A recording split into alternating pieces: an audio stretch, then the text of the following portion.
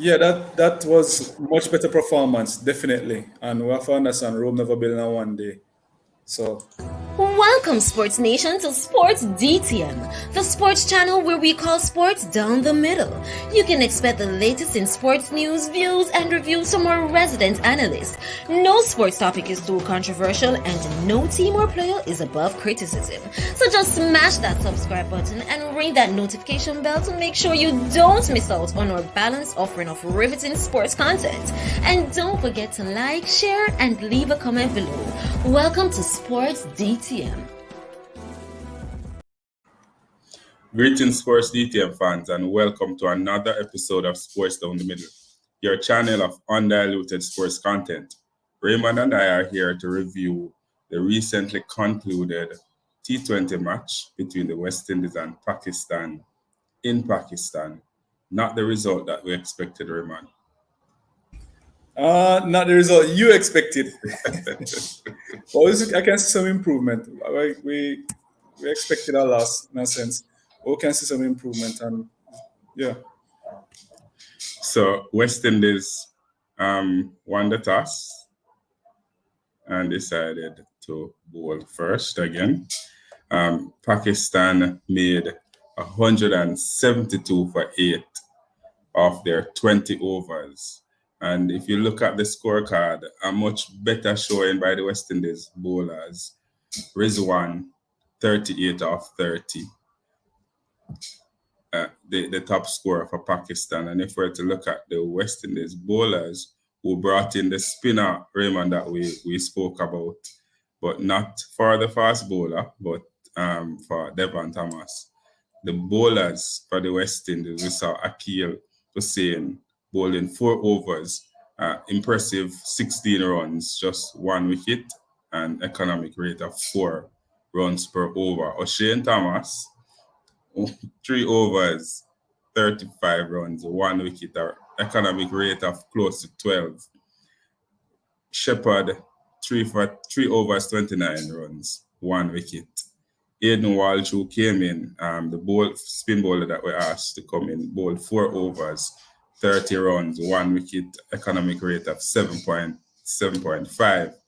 And Odion Smith, the leading wicket taker in this match, 2 wickets, 24 runs off 3 overs. Slight improvement, but restricting Pakistan for under 170 would have been a chance for them to win the match.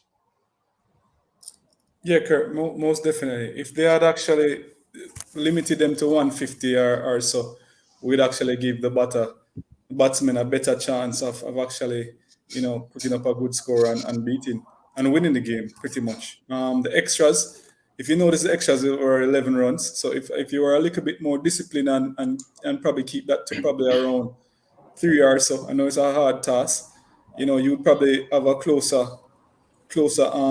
chance of winning the game and a smaller runs to chase. And we saw some improvement, Raymond, especially in the fielding, and the bowlers restricted Pakistan for under 200 in the last match. Pakistan made 200. And in this match, 172 for 8 of their 20 overs. We thought it was gettable.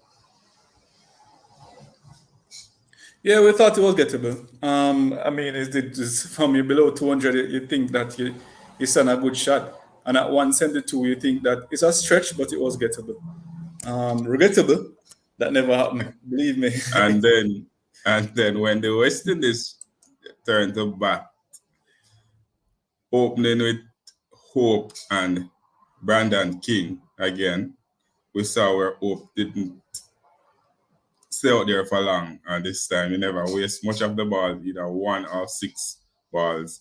Brandon King, though, 67 or 43, top scorer. What's your thoughts of his performance?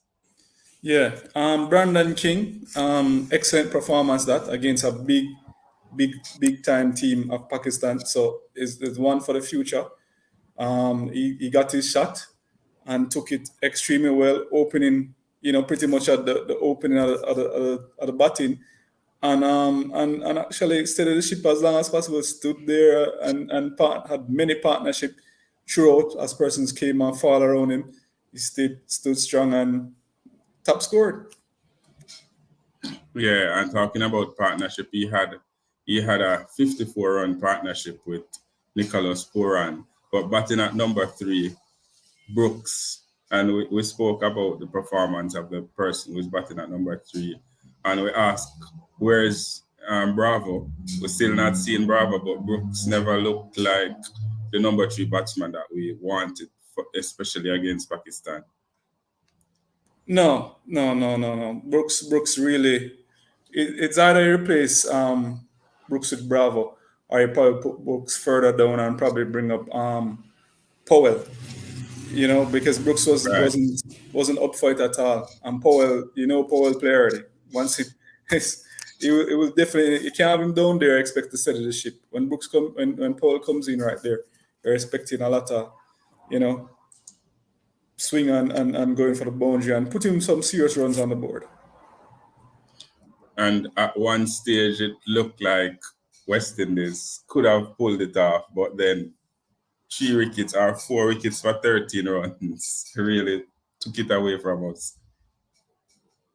Yeah, that was the mini collapse. We always have one in every game. It usually come at the wrong time, when everybody probably starts settling and say, "Oh, actually, might actually get a victory in this game or put up some serious fight." Then you have the mini collapse, and that usually give persons heartache and make persons go for them tea and all sort of problems. So that's the drama-filled mini collapse where West Indies usually give us. Yeah, Shepard put up a fight, 35 off 19. At one point, we thought he was going to pull it back from that mini collapse, but it didn't happen. And if I'm to share with you the graph, as you can see, we started out pretty well in terms of the score, the run rate being higher than Pakistan. But as you mentioned, as we go closer and closer to the 20 over number 14 to thereabout is when the mini collapse happened. And we never ever recovered. We fell below the line, and that was it. Yeah, it's clear. And the red on this graph represent the West Indies, by the way, and blue Pakistan. Yeah, Curtis, it's pretty clear where it went wrong. Anywhere between the 12 and 14 overs was where we pretty much lost the plot a bit. Some sort of recover. I guess that's when Shepard started, put some things together. But at the end of the day, the run rate was not where it was supposed to be. And as such, it was hard to keep a pace and actually go, beating that 172 put up by Pakistan. But again, the batting is what failed us. A 172 is a score that we expect the West Indies team to lick off, not true? Yeah, because so I wouldn't totally put it all on the batsmen, really. I wouldn't totally put it all on them. I mean, the bowlers could actually try and restrict them to at least 160. But that wasn't to be. But there's a strong improvement from 200 bringing down to 170. And the batsmen, there's slight improvement from 134 to around 163. But given what you saw the score was, though, they really should have really stepped up. But as I said, there's a lot of blame to go around with everybody, or a lot of introspection. Persons need to look into themselves and how better to perform. The bowlers have some, especially the fast bowlers, and the need for more spinners. And the batsmen have some, Brooks and company, need for put up. Yeah, and as you can see, fans out there, West Indies losing this match by 9 runs.